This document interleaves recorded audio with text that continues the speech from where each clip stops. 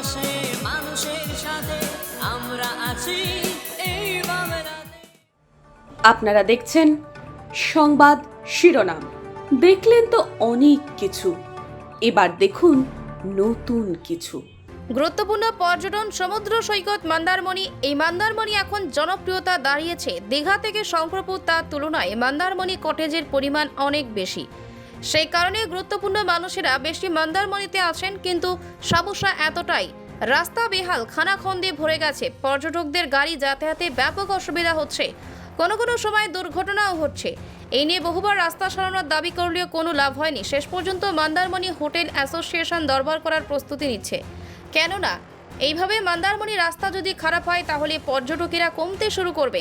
এখন থেকে দীঘা, শঙ্করপুর এবং তাজপুরের তুলনায় মন্দারমণিতে পর্যটক কমতে শুরু করছে। তা মূলত কারণ রাস্তা বেহাল অবস্থা। যেখানটায় রাজ্য সরকার দীঘা, শঙ্করপুর এবং তাজপুর রাস্তা চকচকে করে দিয়েছেন, সেখানটায় মন্দারমণি অবহেলিত রয়েছে দাবি করছেন হোটেল অ্যাসোসিয়েশনের কর্ণধার মীর মুমরাজ আলী। তিনি জানিয়েছেন, যদি রাজ্য সরকার এই মন্দারমণি রাস্তা না সারান চিন্তা ভাবনা করেন তাহলে মন্দারমণি পর্যটন এলাকা ক্ষতিগ্রস্ত হবে। বৃষ্টিকাল আরও রাস্তার বেহাল অবস্থা হচ্ছে বলে তিনি দাবি করেন। রাস্তা এখানে এখন ইলেকশনের পর থেকে এখানে গেস্ট অনেক আসা যাওয়া করছে। রাস্তার যে এখন যে এটা প্রচুর খারাপ পজিশন, মানে যেখানে সেখানে লোক পড়ে মরে যেতে পারে, পাথর ছিটকে লোককে লেগে যেতে পারে। এই জিনিসটাকে আমি বলবো রাজ্য সরকারকে অতি শীঘ্রই কাজটা করার জন্য। এই রাস্তা খারাপের জন্য কি টুরিস্ট কিছুটা কমছে? এই রাস্তা খারাপের জন্য কিছু প্রভাব পড়ছে। টুরিস্ট একবার যে আসছে রাস্তার আসতে চাইছে না, তারপরে অনেক কিছু প্রবলেম হচ্ছে, জল জমা থাকছে।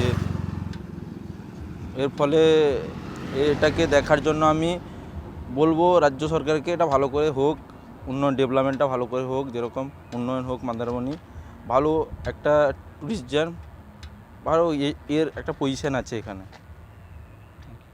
জন্য তো আমরা স্টেশন থেকে, যেহেতু আমি হোটেল স্টেশনের প্রেসিডেন্ট, সেই হিসাবে আমরা মানে আমাদের গভর্নিং বডিতে আলোচনা করে তারপরে আমরা কয়েকজন মিলে গিয়েছিলাম, ওই ডিএম সাহেবকে জানিয়ে এসেছিলাম। এর আগে আমরা দরবার করেছিলাম ডিএসডিএতেও, ডিএসডিএ তখন অফিসার ছিলেন, এখন তো চলে গেছেন, এখন তো এইচডিও সাহেব আছেন চার্জে। তো আমি প্রশাসনের কাছে আবেদন করব যাতে আমাদের এই কাজটা হয়।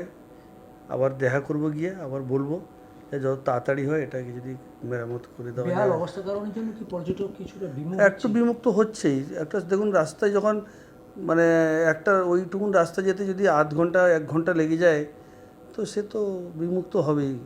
সবচেয়ে বেশি রাস্তা খারাপ দেখলাম যে তাজপুর দিক দিয়ে যখন আসার দিকে, সেই কারণের জন্য তাজপুর যেটা আপনার ব্রিজের পরে, শৌলা ব্রিজের পরে অত্যন্ত জঘন্য রাস্তা। না, তাজপুর দিয়ে দাদা ওটা শোলা ব্রিজ নয়, ওটা হচ্ছে জলদা ব্রিজ।